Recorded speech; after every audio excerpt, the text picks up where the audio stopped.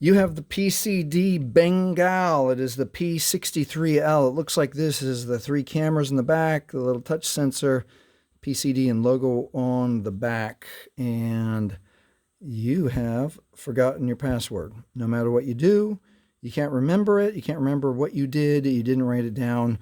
The good news is we can reset the phone and erase the screen lock. The bad news is we have to factory reset the device, and you're going to lose your photos and apps and that kind of thing. But let's get it done. Let's learn how to factory reset the device if we've lost the PIN. All right, so let's start with the device powered off. And we want to power it off. And it lets us power off. I'm going to hold it. I felt the vibration, and we're ready to go. Now, to factory reset it, we're going to hold volume up and power at the exact same time. Volume up, power.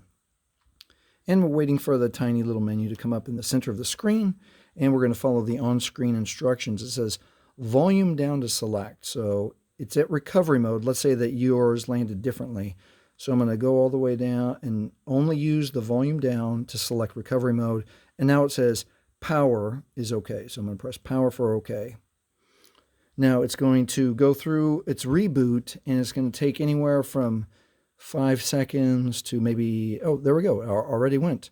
So it brings up the Android recovery menu, which is what we need now to factory reset. So we're going to use volume now, and we're going to come down to wipe data factory reset. We're going to press OK with power, and then we have to confirm. That's what we want to do, the factory data reset. It's going to wipe all user data. This cannot be undone. And that's what we need to do to be able to gain access to the phone again. Right here, you can now verify that the data wipe is complete, and now it's safe to reboot the system. Press OK with power.